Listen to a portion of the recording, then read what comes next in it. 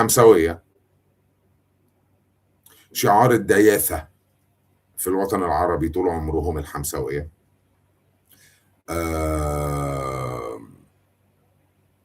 هم اللي دخلوا مصر في 2011، وهم اللي عملوا كانوا عايزين يحتلوا سيناء في 2011 برضو، وهم اللي قتلوا عساكرنا وخطفوا ضباطنا في 2011، وهم اللي فتحوا السجون، وهم اللي موتوا المتظاهرين في التحرير. هي دي حماس، سماح، وهم دول الفلسطينية، هم دول الفلسطينية.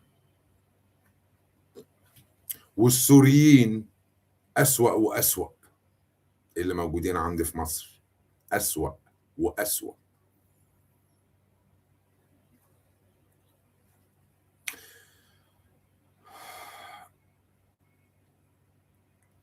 ومش هنتكلم بقى على الأفارقة والسودانية اللي جم يجروا زي النسوان وسابوا أراضيهم وسابوا بيوتهم، ده لو ما باعوهاش وجايين هنا بغرض الاستيطان. أستاذة إيلين، أهلا وسهلا بيكي وعلى حبايبنا في سوريا كلهم مشرفينا. طبعا لما بتكلم على أي جنسية عربية لاجئة عندي في مصر، أنا ما بقصدش الجنسية اللي متواجدة في بلدها واقفة على أرضها ما سابتهاش، ما باعتش لا بيتها ولا أرضها ولا شرفها، فضل يموت على أرضه. هم دول حبايبي. إنما أي حد ساب أرضه وجي استخبى عندي هنا، أنا لا أأمن. لأن في سوريا، وأستاذة إيلين وأستاذة بلقيس وأستاذة هليكوبتر برضو وكل السوريين واللبنانية اللي بيسمعوني هنا، اللي هم متابعيني بقالنا داخلين في 6 شهور أهو، موافقين على الكلام اللي أنا بقوله. اللاجئ اللي جه عندي هنا من سوريا ذبح جاره، ذبح ابن عمه،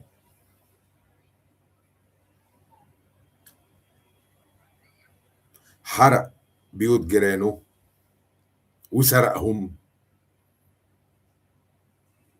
أنا إزاي أمن له يقعد عندي في مصر؟ نفس الشيء الفلسطيني. زمان واحنا صغيرين في المدرسة كانوا معانا في المدرسة وكانوا عاملين شلة وكانوا بيتخانقوا معانا واحنا أصغر منهم سنا، بس كنا بنضربهم برضو. والنهاردة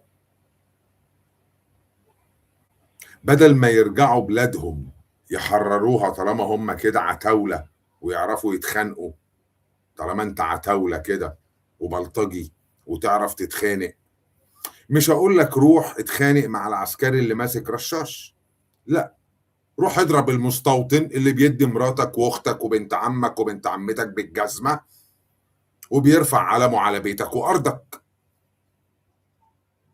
انما ما تجيش تضرب هنا العيال الصغيرة المصريين في منطقة زي مدينتي مثلا او الرحاب، اللي اهاليهم صرف عليهم فلوس ومودياهم مدارس دولية، فهم ما دقوش الجوع اللي انتوا دقتوه، ما شافوش القرف اللي انتوا شفتوه وعشتوا فيه وكبرتوا فيه. مش متعودين احنا كده في مصر على الموضوع ده. انما انت لو جدع وراجل وعايز تتخانق في مصر، لا، تعالى بقى السيدة زينب، انزل لي الحتية، انزل لي الزاوية الحمراء، السلام، منشية ناصر، عايز اشوفك ذكر.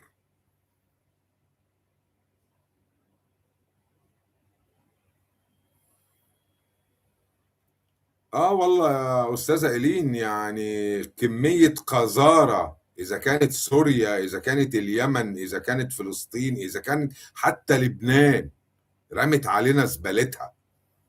مش هنتكلم على السودانيين والقرف هم والأفارقة واللي عاملينه عندنا. والبلد بتصرف عليهم سنويا من 10 ل 25 مليار. يعني ال 15 مليار دولار اللي اللي بيتصرفوا عليهم سنوي في مصر لغايه السنه اللي فاتت، السنه دي بغلو الاسعار بقوا 20 و25 مليار. طبعا لان المقاتلين الاشاوس بتوعهم موجودين عندنا في مصر. خليل الحيه، راس الحيه، استاذ خالد السيد اهلا بيك. خليل الحيه وغيره وغيره وغيره وغيره وغيره موجودين عندنا في مصر، اللي خرجوا من السجون عندنا في مصر. بس لما راحوا عيالهم يعملوا فتوات ما راحوش على المناطق اللي تدفنهم احياء، ما يعرفوش، ما يعرفوش للأسف، علشان بيتصرف عليهم من إسرائيل، هي اللي بتصرف عليهم المفوضية السامية وممولين منهم.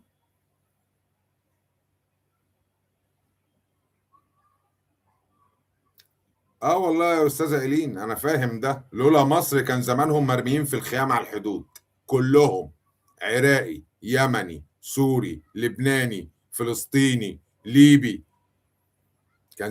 وطبعا السودان حدث ولا حرج، والافارقه اللي هنا. اثيوبيا اخت بلادي، فاكرين اثيوبيا اخت بلادي اللي بتحرق لهم الخيام دلوقتي؟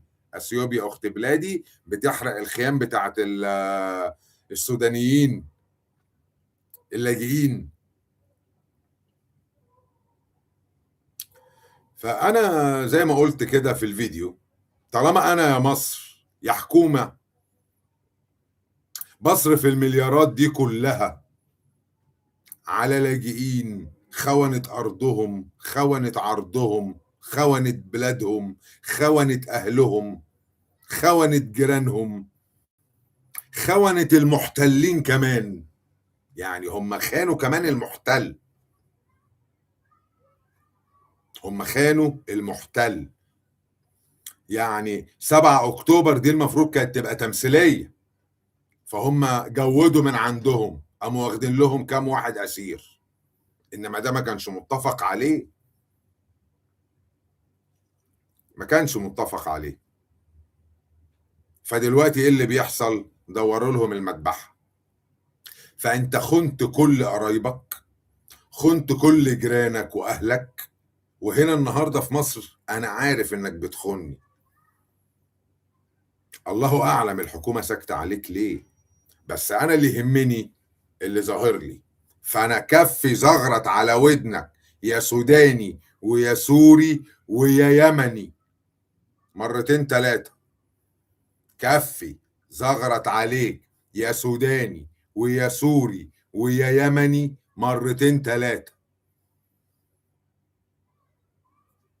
وساعه ما هتقوم العركه اقسم بالله مش كفي اللي هيزغرت على ودنك.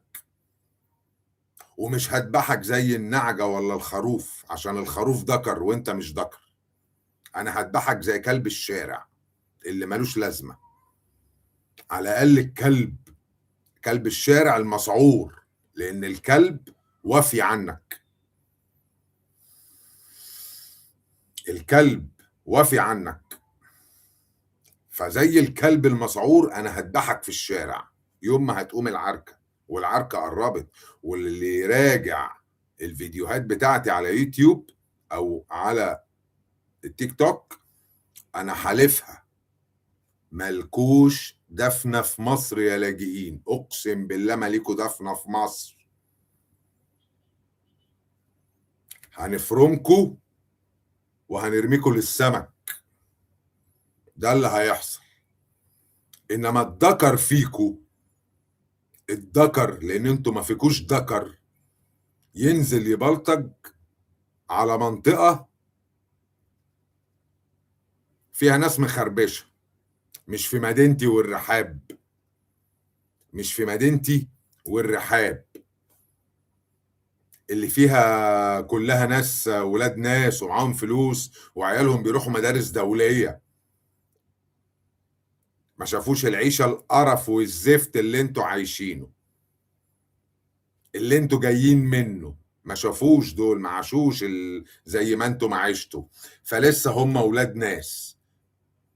تنزلوا بقى كده منشية ناصر، سيدة زينب، الحتية، الجمالية، وعايز اشوف الذكر فيكو يعرف يعلي صوته ازاي في المناطق دي. انما انتوا يا فلسطينية ويا سوريين ويا لبنانية، يا اللي اقل من سلالة نعاج الخرفان، يا اللي موجودين عندي هنا بتستخبوا عشان تحموا شرفكم اللي مش عارفين تحموه في بلدكم، وتكب زي المية الوسخة قدام عينك. وانت هش، وانت هش، اقسم بالله، اقسم بالله المستوطن اليهودي عنده حق في اللي بيعمله فيك. الاوزبكستاني والشيشاني يا سوري عنده حق في اللي بيعمله فيك. اليهود يا لبنانية لو ما وقفتوش ورا الاصفر عندهم حق في اللي بيعملوه فيكم.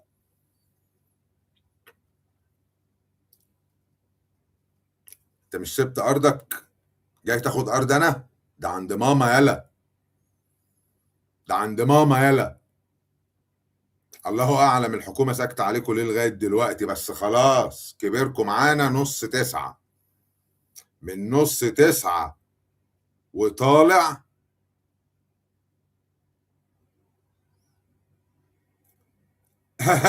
اني فلوس دي يا ابو عادل، اني فلوس؟ انا عايز افهم، انت راجل لاجئ، انت لاجئ، اني فلوس؟ جبت الفلوس منين؟ جبت الفلوس منين؟ هو في حد وقت الحرب بيروح بنك يسحب فلوس؟ ولو انت نضيف قوي كده ما رحتش امريكا زي اللبنانية ليه؟ لو انت راجل نضيف ومعاك فلوس ما رحتش زي اللبنانية امريكا وكندا ليه؟ راجعوا كده الفيديوهات القديمة اللي بتكلم فيها عن اللي بيحصل في العرب في اوروبا. ده هيحصل فيك هنا في مصر، لان الناس خلاص اتخنقت. الناس اتخنقت. استاذ محمود يا اهلا وسهلا بيك، شرفتنا والله. الناس اتخنقت. فلما اجي انا النهارده انزل اشوف طفل مصري عنده 9 ل 12 سنه شغال صبي عند بتاع عفشه ولا عند ميكانيكي ولا عند كهربائي ولا من صباحيه ربنا اللي مساها عشان 50 جنيه ولا 80 جنيه، وانت يا نطع، وانت يا نطع لاجئ عندي هنا بتاكل وتشرب من قوته. انا ما عنديش غير حاجه واحده اعملها، ان اعمل عليك الحمله دي واقوم عليك المصريين كلهم وعلى الحكومه نفسها، عشان زي ما حكومتي بتصرف عليك وبتاكلك وبتشربك وانت تستحق الموت. انتوا كلكم كده يا لاجئين في مصر. بالنسبه لي انا لو يرجع ليا الامر انا اقيم عليكم حد الخيانه، اقيم عليكم حد الخيانه.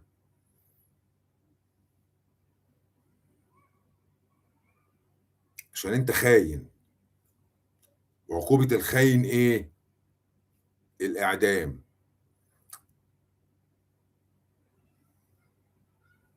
عقوبه الخاين الاعدام.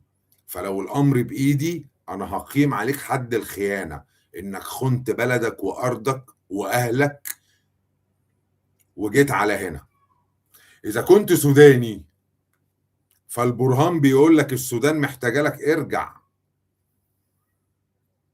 الجيش السوداني محتاجك، ما عندناش رجالة. ارجعوا وانتوا ما شاء الله كلكم اقل نطع 180 سنتي في 2 متر، اقل نطع فيكم يا سودانية، قاعدين على القهاوي متنطعين ومسرحين نسوانكم في الشوارع. اهلا وسهلا استاذة ماري من لبنان، اهلا بيكي، مشرفانا على البث والله. اقل نطع فيكم يا سودانية 2 في 3، ومسرحين نسوانكم في الشوارع وفي المطاعم وفي الكباريهات، وزيكم الشوزي.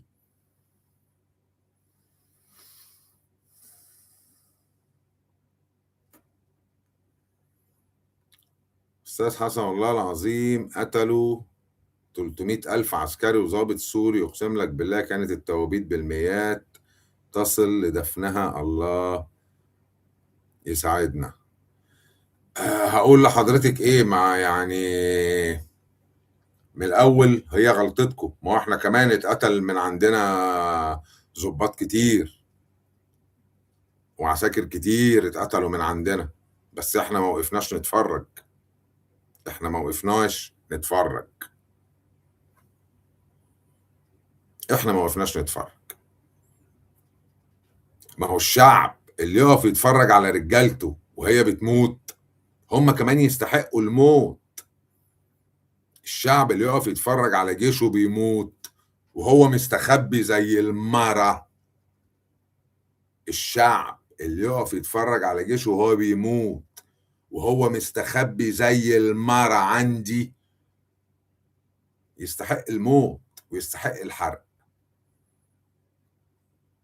لو انت يا لاجئ كبير السن، لو انت يا لاجئ حرمة ولا عيل صغير زي اللي مالين عندنا الشوارع، اتقبل الفكرة.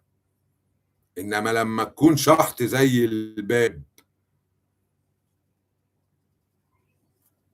تبقى انت ايه؟ يبقى لما كف يرزع على ودانك، انا عارف انك مش هترد.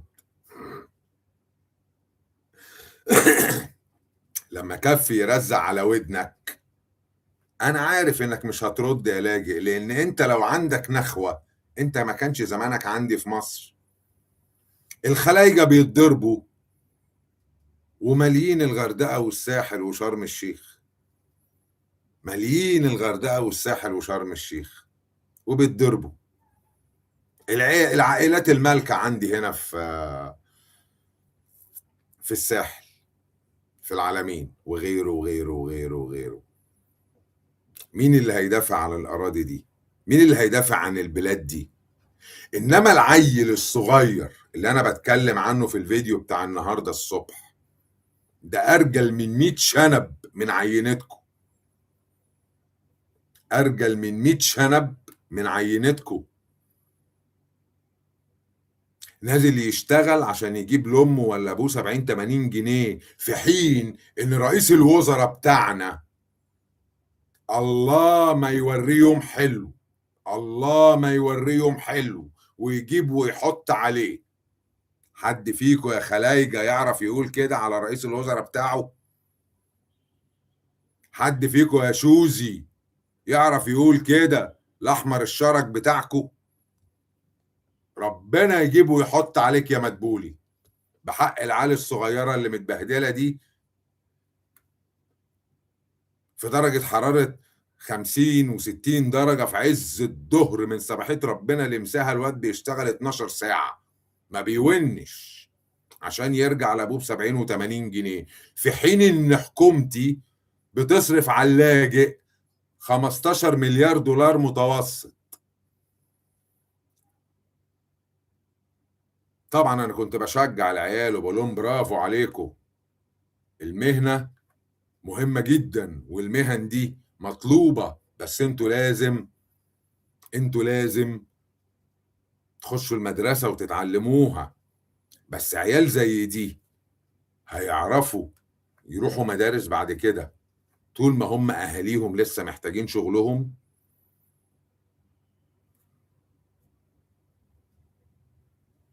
انت يا مدبولي ما ينفعش تربط لكل عيل فيهم 3 4000 جنيه بدل ما العيل ينزل يشتغل في ورشة صبي، وانت بتصرف على اللاجئ الديوث اللي مخلف 5 و7 عندي في مصر.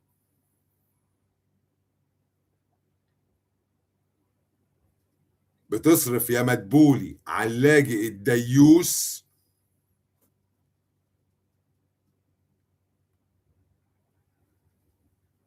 فعلا، اللي خان بلده وقتل جيشه وقتل جاره، لا أمانة له، لا أمانة له. بكرة هيجي على بيتي أنا كمان. عشان كده وقت ما هتقوم العركة يا أستاذة إيلين، أستاذة إيلين دي من سوريا، وقت ما هتقوم العركة يا أستاذة إيلين، الرجالة هتقوم في الشوارع، وملكوش دفنة في مصر، ملكوش دفنة في مصر.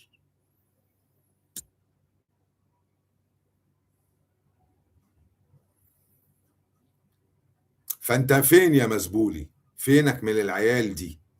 ازاي عيال زي دي في عز نقحة الشمس شغالة وانت بتصرف على كم الدياثة اللي موجودة عندي هنا من اللاجئين؟ والحكومة السورية والسفارة السورية مش عايزة السوريين يرجعوا مع بلدهم. هو اكتفى بالشيشاني والأوزبكستاني والأفغاني وكل الآني آني آني اللي موجودة عنده دي. لا يا بولافي، مفيش دفنة في الترعة، ده هيتفرم وهنرميه للسمك هو وعياله ومراته.